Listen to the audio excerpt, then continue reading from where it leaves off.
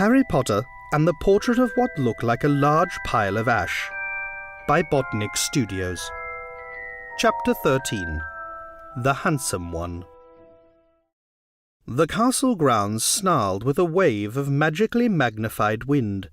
The sky outside was a great black ceiling which was full of blood. The only sounds drifting from Hagrid's hut were the disdainful shrieks of his own furniture. Magic. It was something that Harry Potter thought was very good. Leathery sheets of rain lashed at Harry's ghost as he walked across the grounds towards the castle. Ron was standing there and doing a kind of frenzied tap dance. He saw Harry and immediately began to eat Hermione's family. Ron's Ron shirt was just as bad as Ron himself. "If you two can't clump happily, I'm going to get aggressive," confessed the reasonable Hermione. "What about Ron magic?" offered Ron. To Harry, Ron was a loud, slow and soft bird. Harry did not like to think about birds. "Death Eaters are on top of the castle," Ron bleated, quivering. Ron was going to be spiders.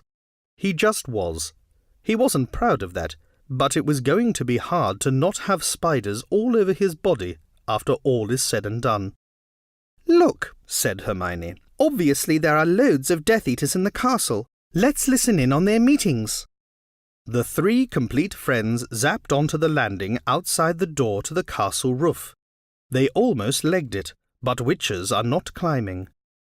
Ron looked at the doorknob and then looked at Hermione with searing pain.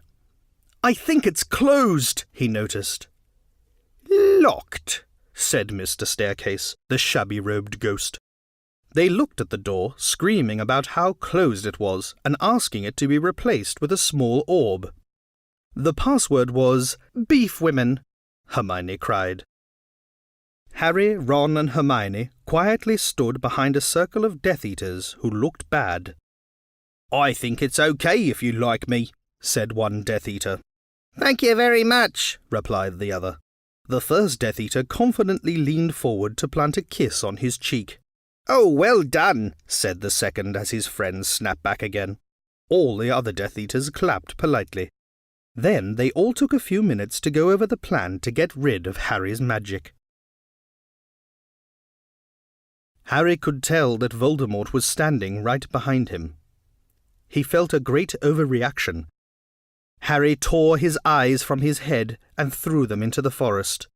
Voldemort raised his eyebrows at Harry, who could not see anything at the moment. "Voldemort, you're a very bad and mean wizard," Harry savagely said. Hermione nodded encouragingly. The tall Death Eater was wearing a shirt that said, "Hermione has forgotten how to dance." So Hermione dipped his face in mud. Ron threw a wand at Voldemort, and everyone applauded. Ron smiled. Ron reached for his wand slowly. "Ron's the handsome one," muttered Harry, as he reluctantly reached for his.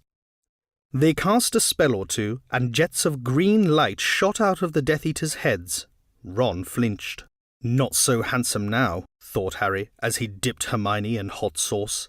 The Death Eaters were dead now, and Harry was hungrier than he had ever been. The great hall was filled with incredible moaning chandeliers and a large librarian who had decorated the sinks with books about masonry.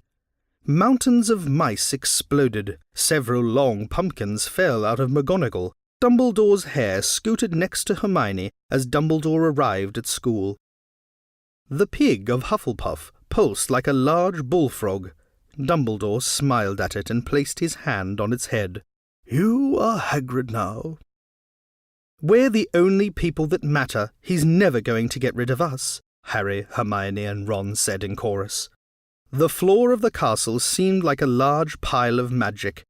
The Dursleys had never been to the castle, and they were not about to come there in Harry Potter and the Portrait of What Looked Like a Large Pile of Ash. Harry looked around and then fell down the spiral staircase for the rest of the summer. "I'm Harry Potter," Harry began yelling. "The dark arts better be worried. Oh boy!"